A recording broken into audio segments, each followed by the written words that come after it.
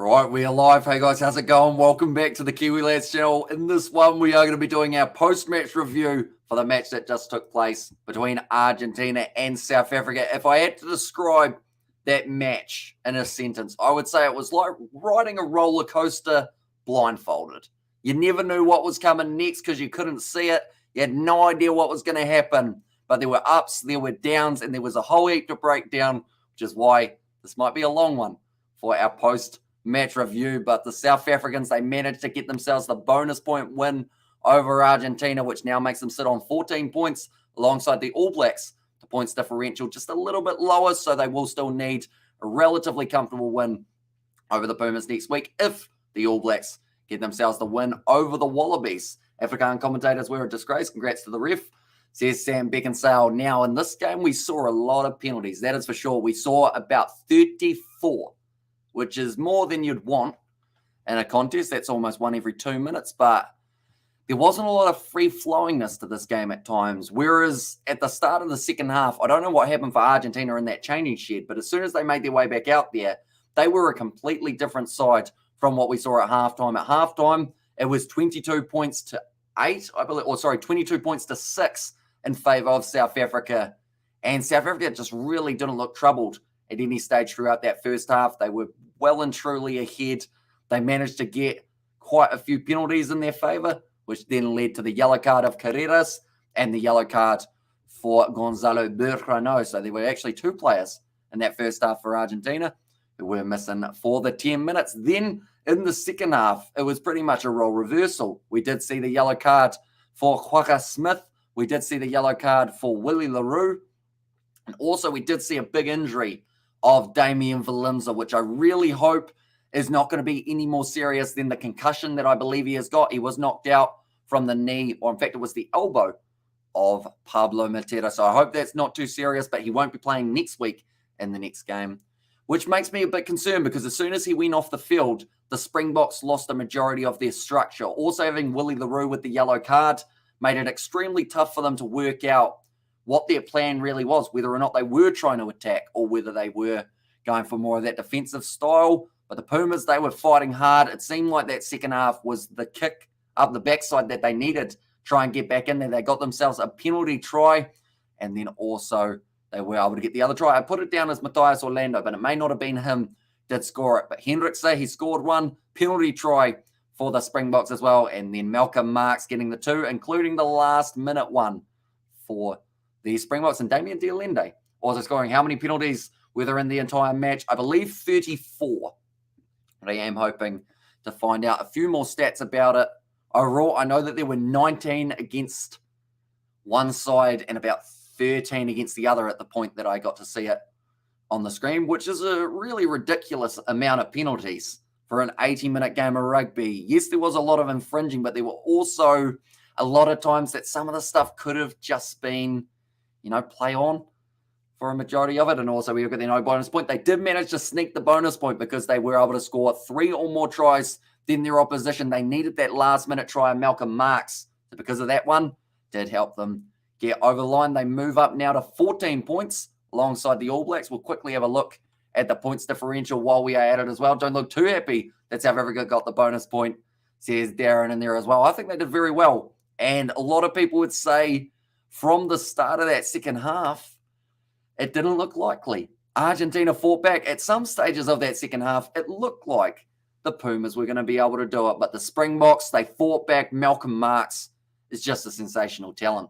And he's certainly one to watch out for next week when they head back to South African soil, where we may even see Bongion Banambi making the return into the side, as he is going to be there with the squad currently in Argentina. And 16 points behind the ABs on 4 and against, says Nathan. And Edu has said thanks. So still a little bit of ground to make up for the South Africans. But at the end of the day, if New Zealand have a close game with with Australia, they don't manage to get that bonus point next week, then it is all on the line. South Africa, they'll know what they need to do. They will need to win that game by that winning margin of 16, depending on how much New Zealand win by. Of course, you'll add that on the top. I really want South Africa to win this competition, but I also really want New Zealand to thrash the Aussies next week. Such mixed emotions, as Daryl Roberts. And we want a fast and open game. Rugby has become boring, need to penalise teams like RG and Africa trying to slow the game down. It will take a number of games with high penalty counts. Says Sam, and our stats are good, or our starts are good. Our finishing is not so good. The unfortunate part is our finishes are starting in kits off marks next week. I hope to see 1 Nishere, 2 Umbanambi, and 3 Nakanye as a start. Also, you'd actually take out all 3 of the front row and switch them out for what I guess you'd say is the regular starters outside of the few injuries that we're seeing for Bongi Umbanambi and also the couple changes. Evening, chaps. Sorry, just home. Catch you next match, Kiwi fellas, says Marisa. We will see you later on, and agree with Daryl, says Rob. And also the New Zealand refs need to wake up. Key one game, says Nathan. And next week, I'll be honest, this week, I think we've seen the most question towards referees in the Rugby Championship, which is hard to do because normally every week we do see people questioning the decisions that referees are making. This game, though, with the fact that there were so many penalties, about 34 in New Zealand's game, you'd have to say there were a lot of interesting penalties, to say the least, in that matchup. But that was against both sides as well. So it seems like there's just such a difference in variation from referee to referee with what they do consider as the penalties and elsewise. Elsewise, is that a word? And otherwise. I think that was what I was trying to say. And well done, the Bok. Says Mimi there. Yeah, they did very well to be able to fire back. They were 22 points to 8. Sorry, 22 points to 6. I said that last time as well, saying the 8 points, but 22 to 6 up at half time. And then it was the comeback from Argentina, making it 22 points to 22. Sorry, 20 points to 22. Having a shocker with me numbers. I have been awake for about 19 hours, though, so that might be why. Overall, but in the end, South Africa, Malcolm Marx and Damien De Allende getting those last couple. Oh, no, the voice is going. And the ref gave a lot of warnings to both teams before penalties in the first half, says Hanoi. And yeah, it got to the stage how there was really no option but to give the yellow cards because, like, Argentina being penalised 13 times in that first half compared to the 5 of the South Africans. Then in the second half, South Africa catching up with those penalties, ending up with about 16. Or in fact, I think it might have been 19 at one point. And on a Northern Hemisphere note, Zebre should have beat Leinster earlier today. They played all the best rugby and scored the best 5 tries in the match. Says Maurice, yeah, just missing out. And also, thank you, Lord, for answering the answered prayer this morning. Thank you, Lord. Says Pebbles. And also, refereeing has been really bad this year so far. Something needs to be done as it is driving people away from the game, says Christian. Exactly right. And the problem at the moment, sometimes, this is an interesting statement, but bear with me. Sometimes it's not so much the decisions that the referees are making, but the fact that the referee next door to them wouldn't make that same decision. There's no consistency across the board, which I think makes it extremely hard for people who want to be able to follow, first of all the laws of the game. They go, okay, so that should be a penalty. No, okay, he doesn't give it as 1, but next week we will give it as 1 type thing. It's a tricky one. And also, do you know how to watch the French top 14? Tuolangi's son made his debut for Perpignan, 18 and 145 kgs. Jeez, he's a big boy, isn't he? And what's the update on the URC game, says Nathan? So, the way that the URC sits currently, I know that Cardiff, they managed to beat Munster a bit earlier on. You may have known that one already. Also, Leinster, they were just narrowly able to win up against Zebre. Alongside that, we did see the game taking place between Ospreys and who they play. I'm going to have a quick look. It is currently loading up, and also South African commentators praise every decision that's for Africa and question almost every penalty that goes against them with no rationale at all, says Sam. And also huge, says Nathan, and also will probably never have consistency. It's the rugger holy grail. And yep, says Maurice there as well. My internet, I think it's starting to slow down. Luckily, we got through the live streams before it decided it wanted to cut out. But currently, my phone is still loading. See what the results were for the URC. And maybe just keep Southern Hemisphere refs do our games and keep the pedantic French away, says Hanoi. Although then they would say, what do you do if there's a Southern versus Northern Hemisphere game? Because is there going to ever be a stage that they try and do what they do in the NRL and have 2 referees? I don't think they will, but I wouldn't be surprised. They do seem to like the idea of making rugby union as close to rugby league as they can. Ospreys versus the Scarlets. I see. So we'll quickly scroll down to that one. So you won it as a professional game with amateur referees, says Cristiano. Why so many yellow cards? But I was watching soccer, says Wade. And yeah, with the Man United, is that Man United badge? I'm going to have to quickly zoom in. Yeah, it is the Man United badge. And there, but yeah, 4 yellow cards in this game. We have currently, throughout all the games of the Rugby Championship, in fact, what I can do, I did have the stat a little bit earlier on. There we go. So these are all the yellow cards we have had at this point. So the team that you can't see down the bottom was Argentina with 2. So working on the theory, we have had 10 games of rugby played now. And in total, we have had 11, 15, 17. We have had 21 yellow cards throughout this competition. And I believe 2 red cards alongside that. So that means that we average about 2-point-something cards per match of the Rugby Championship. So that's another question. Is it the fact that the referees are being too strict, or is it the fact that the players are trying to get away with too much? And that's for the commentary. And also, who is your man of the match? Mine is number 2 for South Africa. Yeah, Malcolm Marx has to be up there for the choice. I'd also say that Damien Williams, oh no, he missed the kick though. And I know that a lot of people say as soon as you miss a kick, you don't get man of the match. So I'd go Malcolm Marx as well as the option. And also, what a start, says Tamahay. And Scarlett's 23-23. Was it a draw in the end? Yeah, it was. And then Ulster getting the win over Connacht. Edinburgh getting the win over the Dragons. Oh, and hi, everyone. Trust that Argentina score, says Mike. So they managed to get themselves 2.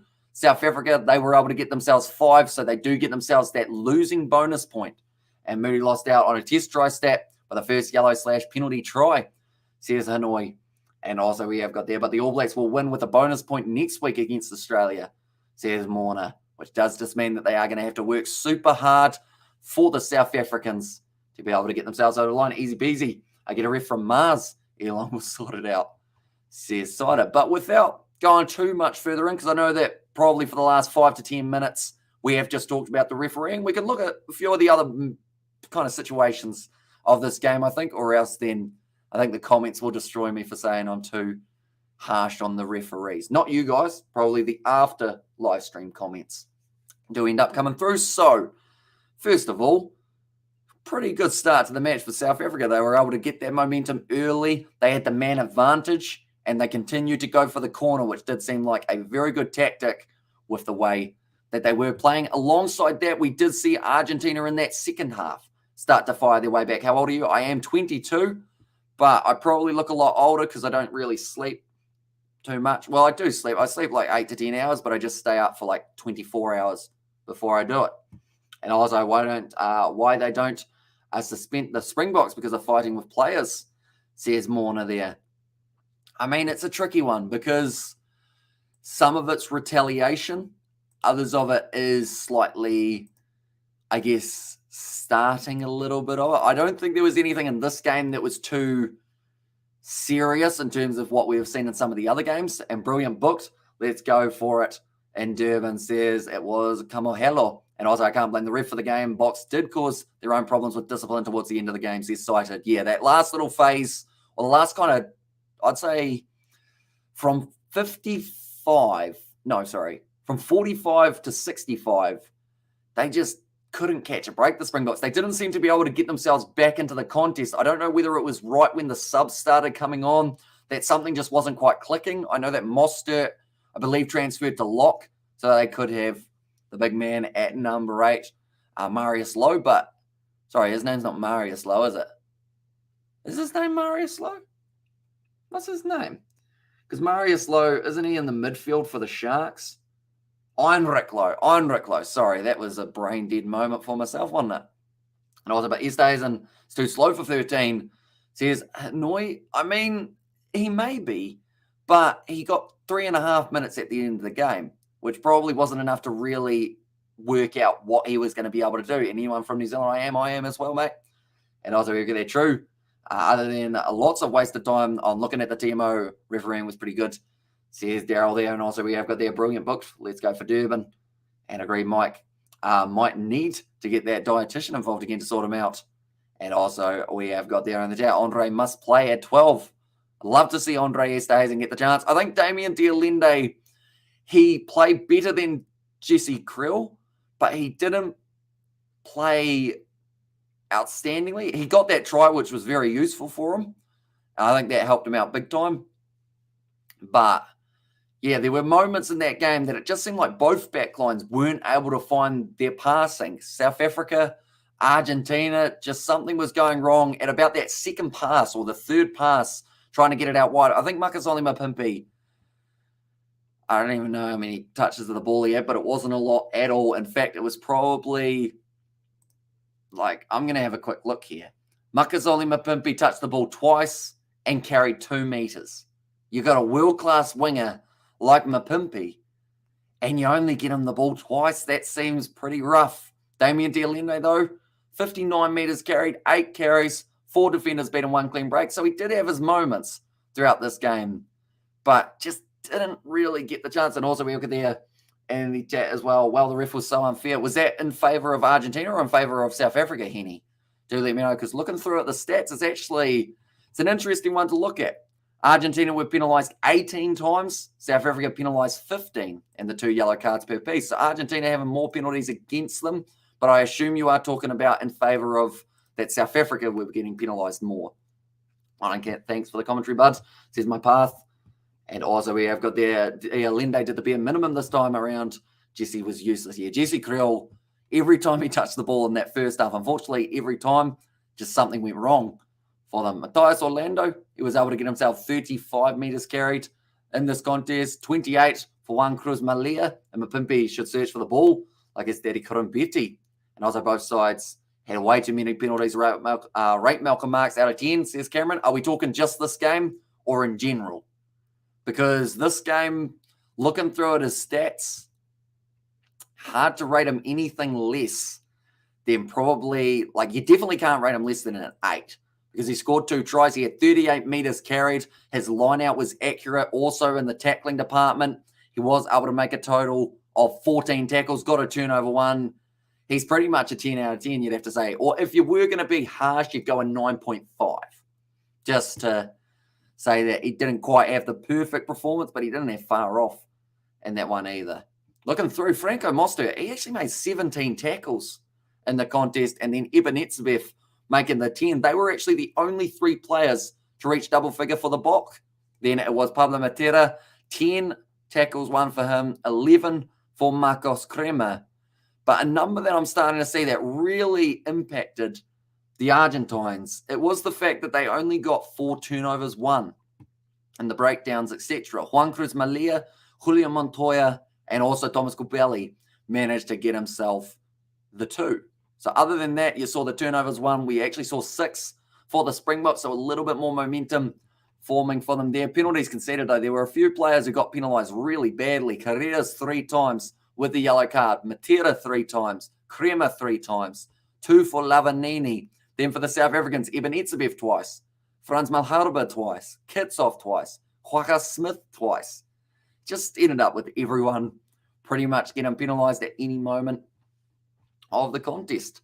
And also Moody can learn 13 as there's many good wings who can play 12.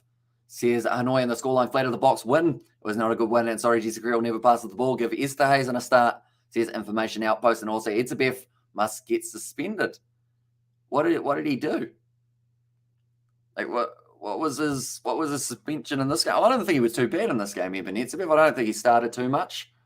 Overall, and also we've got there would be awesome if the All Blacks and Springboks shared the championship trophy, exactly the same points difference after next week's game, says Deanna. It would be nice, although then they start to look at all the different little stats, like how many tries scored, what their scores were against each other, and all that kind of thing to eventually work out who it is. And Marksman, definitely a 10 out of 10 bar none, says it was Gai Sang. Hopefully I said that correctly. And also we've got that dirty game it was, says Thiago. Yeah, both teams were hitting below the belt a few times. Because you could say a below par performance by Ox, Trevor, and Jesse, says Kevin. And also Evan was actually quite civilized this game. And he was fighting, says Morna. I mean, I think out of everyone for the Springboks, just thinking through the lineup, at the end there was a bit of argy-bargy going on between Argentina and the Springboks. And I believe for that one, in the argy-bargy, it was actually Dion Fourie who was getting involved in that one. And when did a penalty try become an automatic 7 points? since this first penalty try was added in, pretty much, yeah, it is just pretty much an automatic 7, no matter where they are on there, and also with the yellow card, it does become the automatic 7. And also, what November International you're looking forward to the most? I should also mention, before we jump too far into there, 2 penalty tries in this contest, 1 for each side in this matchup. And cheers all, we have load shedding in a moment. And then also Lavanini did not get a card. Can we just take a moment to celebrate that? He did well in this game, Thomas Lavanini, I thought. But November Internationals, New Zealand, England's going to be a big one. South Africa versus France as well. It's another one I'm looking forward to alongside South Africa versus Ireland. I don't know how they did it or how they'd do it, but it'd be ideal. And both games kicked off at the same time, says Thiabo. So yeah, the New Zealand game is going to be kicking off at 7:05 p.m. And then if New Zealand lose, they're going to have to try and fly that trophy over to South Africa just so that they can have it there for the presentation by the time that it does get there. Those penalties the box conceded for not knowing when the ball is out are ridiculous, says George Shea. And Francois Stein to start number 10 next week, please. And Valimza, a quality player all round, but his conversion penalty kicking is atrocious. He's to work on it before the World Cup. And unfortunately, he won't get to work on it next week. Getting knocked out in this game, he will be missing for the rest of the Rugby Championship. And also, we have got South Africa been playing too many people out of position. Marnie needs to call up for the first 5. We barely got number 10s available right now. Johan Husson, could he be an option as a number 10, as a replacement? Who else is there? There's a real young number 10. I think I'm thinking of Marnie Labok, but there's another guy as well. I mean, does Chris Smith get in the question? He's been sticking around for the Bulls for a while. He's been under Mornay Stain. Marks into 10 position. Says it was, is it Archies? Hopefully I said that correctly, but I may have said that slightly wrong. And also they're getting the balance right in the box forwards, but the backs, real lottery, says Joe Webby, and also Frans Stain. Got a bit excited with his tackles. His kicking so far looks good. And Hamish, thanks for the awesome commentary. We'll catch you at the next match. It's 10:36 here in the UK. So I'm off to bed. Good night, guys. Yeah, we will see you later on, Daryl. And elementary finishing off at this standard will be punished by the French, Irish, and the ABs. And Box lost their concentration very easily, or lose their concentration very easily. 10 minutes of blackout and no discipline, says Udu. And they did very well to fire back from that, because it looked like for all money, Argentina were just going to keep on going and going and going, and then they were going to be able to get themselves the victory. The crowd would get in behind them. Seemed like the place was rocking, but the Pumas, unfortunately, their discipline also started to let them down just at the end of that contest, and the handling errors. We saw many of those throughout the game as well, which I think is why it felt very stop-starters, because we didn't just have 35 penalties also throughout this match. We also, in the process, had, I want to say, like maybe 10, 15 drop balls. How many penalties? Sorry, 33 in this match. I did exaggerate a bit with 35. But yeah, the drop balls just did quite a few. The Springboks, they had to make a lot of tackles. Argentina, the interesting stat here is at halftime, South Africa had an extra 200 running meters on top of Argentina, or at least 150. And then after that, we did actually see Argentina only finished with 6 meters less, and too many reviews. And there says Joey, we can also thank you for the commentary watching from Malta. Have a good night, says Deanna. And South Africa need a 13, says Wade. So I guess who is the 13 you guys would go with? Lionel Mapo, he's one that comes to mind, but I don't know whether or not they would go with him. Werner Koch, actually. Werner Koch I would give maybe a chance. Who else is in the South Africans 13s? This is going to dig my brain deep here. Trying to remember who is there. Marius Lowe, does he also play 13 or just 12? You want someone who's quick, though. Marius Lowe, he's got that crash ball similar to Damien Dialende. Why can I can't think of any other 13. Berger Ordendale? No, he's more inside centre. Who are some options, ladies and gentlemen? Do let me know. Jordan Hendrickson, says Tom Rack. And do you drink much coffee to stay awake? I have never drunk a cup of coffee in my life, believe it or not. Not much of a caffeine person, so probably very confusing with the fact that I stay up all night doing live streams, and they're getting the balance right on the box forwards. The back's a real lottery. I've just realised I read that twice, didn't I? Yeah, we lose composure and struggle to get the rhythm back. And And the Pumas have been very enterprising play, or have some very enterprising play when they get it right. We can't stop them. Unfortunately, they tend to miss a step in crucial moments. And I think the big thing there for the Pumas is normally it's that handling error about halfway down the line that costs them. Next week in South Africa, Pumas will be known as the Kitty Cats. Cheers. Love the stream pod, says Wade. And said to be a problem for a lot of teams. Not enough 12s and 13 Rugby Championship has been bloody great this year, but it appears it is drawing to the same conclusions, says Maurice. And also they should put the under 21 number 13 in the team. And Valimza at 12 going forward, I'm at 13, says Kevin. And I think the thing with Damian Valimza, no matter where you put him, he's going to be good. We've noticed that for him, whether he's at fullback, whether he's at fly half, the man is a talent and a half. And as long as he does keep on playing that way, he's got a bright future. He's only 24 years of age, and Argies just needs some simple catch and pass drills, all those passes and drop balls. And it did cost them a lot in the important moments of that contest when they just needed that back line to work out, and just the inaccuracy, some of those passes did cost them. Cornell Hendricks, he is an option. He was playing out on the wing, I believe, for the Bulls in the most recent game of the URC, but maybe Cornell Hendricks could make his way back to 13. Certainly an option in the midfield. As well, Quacker Smith, I did not make a high tackle. Ref has no consistency immediately after that. The Argent player did the same. South Africa player, ref ignored it. Says Edu, and what's Willem's best position? I like him at fullback just because with his kicking that he has with the 50-22, I think it's a massive extra element in the Springboks game. Plus, he's great under a high ball. So I'd go 15. He plays 10 very well, though, and also could play 12 pretty comfortably. But I like him at 15 just because, yeah, he hasn't really put a foot wrong at fullback as of yet.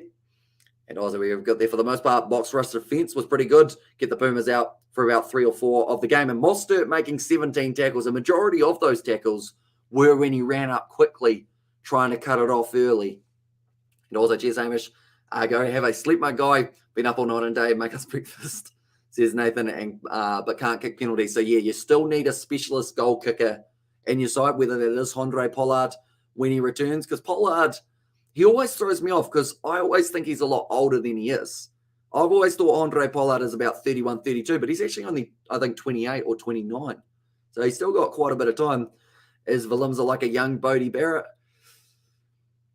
I don't know. I feel like Valimza's got his different talents compared to Bowden Barrett. At the moment, Valimza, I'd say, is safer under the high ball than Bowden was. But in open play, Bowden's probably the more dangerous of the two back in his prime. This has been the most competitive Rugby Championship at 10. We should have brought in Marnie Lebok and Chris Smith to get experience, says Robin George. And then, yeah, Chris Smith, his kicking game could be pretty handy up against Argentina because he does go for those 50-20s, or sorry, 50-22s. If he gets them wrong, can cost them a lot of meterage. We saw that in the game between the Bulls and the Lions. But if he is told just to tone it down a little bit, just only go for them when he feels the space is wide open, can have a very good kick. Definitely in South Africa, the man gets distance for days. And Bodie Barrett certainly had an eye for the try line, says Maurice Garvey in there as well. But I think we are getting close to the end of this post-match review. Hope you guys did enjoy. Hopefully we didn't talk about the ref too much. We probably did for about 10 minutes. I'm disappointed because Makazole Mapimpi, I wrote down my list of how many meters he had to get to be able to tick off the rest of the players in the championship. So he was sitting on 257. To be able to get over the first one, he did have to make an extra 20, no, in fact, it's less than 20. Had to make 18 meters. Seemed like a done deal for Makazole Mapimpi. Then from there, he needed a few more, extra 13, extra 11, and then he was going to be about 4th in the rankings. He made 2 meters this game. Completely ruined it for me. I drew it all up for nothing. Look at that. Straight away. Here we go. One moment. Where's the button? There it is. Hang on. I'm almost on it. There it is. Boom. It's all gone. When Mapimpi get dropped, when Colby returns, it's a tricky one. I think Seba Nkosi currently for the Bulls has been playing on the left wing. So they may consider trying to go with Nkosi on that side if they do have to take someone out of there and staying at 12. Moody at 13. Kurtley Arinsa, at number 14 next week. Says MT. Is he back from suspension? Do let me know. I hope he is, because he was very good in his first game. Just had that one little bit of a brain dead moment that did get him suspended. Unfortunately, thank you for the stream, Hamish Kiwi Lad, says Katie Dixon. No worries at all. Or sorry, that was Scrumless. And why? Because Jesse never passes the ball, says Information Outpost. And yeah, a handy outside centre who's willing to pass. New Zealand are still trying to get there with Rieko Ioane. Once he does start passing, he's handy enough. But until he starts passing, you just see so many opportunities start to disappear. And also, do you think Canan Moody did a good job? I hardly see him. Says Edu, he wasn't as effective in this game as he was in the first. For Canan Moody, he had 17 metres carried from his 3 carries, had 1 clean break. Other than that, though, not really a huge amount of stats. He made 6 tackles, he missed 3. So not the best tackling stats either, but really not a huge amount of work to do for those guys right on the outside. It seemed to be up the middle that it was mainly being used in the forwards, and also as far as it got was the centres. And Class Studio Ticket, Kiwi Lads, take note, national broadcasters, this guy is ours and the best, says Maurice. And Stain is too old, says Hanoi. And since Mapimpi had COVID, he's not the same, says Bianca. And if you put Stain at 12 and Delaney at 13, maybe, could see how it goes. Although, would there be enough pace in that midfield? I'm just trying to think through their squad. They don't really have too many other options. Luckily, they're going back into South Africa. I'm quickly going to search up Springboks centres and see who I would call up. Cornell Hendricks is a decent shout. List the South African national rugby players. That would be a lot. URC, South African centres. What we got here. Pick your team of the season for the centres. Okay. It's last year's pick, but Ruan Nel, decent shout. He didn't do too badly. Harold Foster as another option for in the centres. And then also you've got Damian Williams is at the top of the list. He actually won in terms of who the best pick was. Harold Foster, Ruan Nel, Burger Orendale, Lionel Mapo, Marius Lowe, and then also Wandasili Similani. But he's currently playing fullback, so I don't think they would do it. But maybe Ruan Nel as an outside centre might not be a terrible option. Cornell Hendricks as well could be another one. Also, we have got there, Nel could fill that spot. He was a blitz spot also. And we're still in the running for the championship. That's all that matters, says LB. And also, we have got there, he would be all right at fly half, says HP Miggy. Hopefully I said that correctly. And also staying at fly half. And this match was the last match of Kurtley Arinsu's 4-match ban. Be available for the Durban match. Okay, so hopefully he does get a decent crack in that game. Creel was solid on defense. That's the most important thing for a centre, says LB. Yeah, David Creel. In this one, I'm going to get his player stats up for his defense. So David Creel, Jesse Creel, I should say. Actually, there's a shout. David Creel, does he get a crack? He's probably more of a 12, but he can play outside centre. Not too bad, but 11 metres made with the 4 carries in defence. He did make 7 tackles, didn't miss one, didn't get a turnover, but did very nicely. And also we have got there the Kiwi Lads. I just discovered this channel now after the game. I certainly subscribe from Cape Town Classic, says Robin in there. And hugely appreciate it. We are going to be back next week for the deciding games of the Rugby Championship. Also alongside that, we have also got the URC that we cover. We cover quite a bit of South African rugby here on the Kiwi Lads channel. The time zones do not suit New Zealand, but we do it anyway. Oh, no, and Valimza is in very good form. Could play him anywhere between the 10 and 15. Actually, I've just had the realization. Sorry that I didn't mention it earlier, ladies and gentlemen. But people who were deciding whereabouts to put Valimza for next week, I believe he won't be able to play because it will be a stand down for his concussion. So he's going to be missing. So you got Franz staying there. You won't be able to have Valimza in the midfield. I think everyone already knew that. I think I just pretty much specified something that we worked out a little while ago. And covering the Bay game, Hamish says, David, I wish. It is a Southland game, isn't it? At 2 p.m. I think that's going to be Betty Boy's time for this Kiwi, but hopefully next week when they do play at a decent hour. In fact, if Waikato beat Wellington, then the week after that, it will be Bay of Plenty versus Waikato for the Ranfurly Shield, David. So it might be decent crack there. I'm just wondering how much is left in the tank for Stain. I think he's got, I want to say this season and maybe the next if he's very lucky, but It does seem like he's slowly getting slower and slower. A lot of slows in that sentence, but as long as he is still kicking accurately, I think that's going to be why they keep on selecting him. And how will the AB's Australia game go next week? I think New Zealand will come fired up at Eden Park, but Australia will be down to play because they'll be angry. And staying at class, size, and a massive boot, as though they should bring in Labok or Smith as cover, says cited. Also, we have got their Willems that won't play next week. He was knocked out. He certainly was. So, yeah, going to be missing for the next few weeks. And station move to tight head. And also has, says information. And also great to see Scrum lads restart Bamish. The Bay will survive, says David. The modern there as well, but nonetheless. Oh, we have got LB a little bit earlier on. I hope Australia make life easy for the Boks next week. Yeah, if Australia win this, then it's wide open for the Springboks. But knowing the Rugby Championship the way that it's been, that would be the game that Argentina win in South Africa. Just to throw the spanner in the works, make it go down to points differential, have it a little bit closer at the end of the contest. But nonetheless, I think my voice is just about to disappear. I don't know how much of a voice I am going to have tomorrow, but hopefully it is just enough of one that I can do a bit of talking. But nonetheless, thank you all very much for tuning in. Like I mentioned, if you are new to the channel, be sure to leave a like and subscribe. If you do need a VPN to be able to watch these games on Stan Sport, be sure to check out that pinned comment that we have got. You get an extra 3 months free with our Kiwi Lads affiliate link.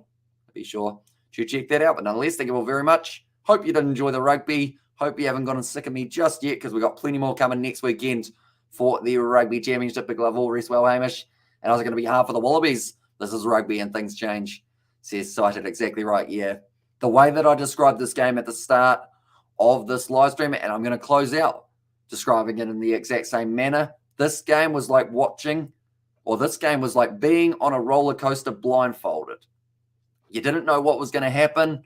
You couldn't see what was coming in front of you, but it was a crazy ride. And that's exactly what we have for the Rugby Championship. Wellington and the new holders of the Rugby Ranfurly Shield. I think they are indeed. We did cover that game on the channel, myself and my mum, a bit earlier on in the day. And also, hey, and thanks for great broadcasting, mate, says information. And also, thanks, Hamish, says Joe. But yeah, nonetheless, thank you all very much for tuning in. Like I mentioned, be sure to leave a like and subscribe. Check out the other Kiwi Lads channels, the sport, the reacts, even though we don't post on there, the clips, even though we don't post on there, the Kiwi Lads gaming. We do post a little bit on there, though. So if you like a bit of gaming, sure to check that out. I think that's all the channels that the Kiwi Lads have got at the moment. We need to start getting more active on those other ones in the future as well. But thank you all very much for being here, and I will see you all for the next one.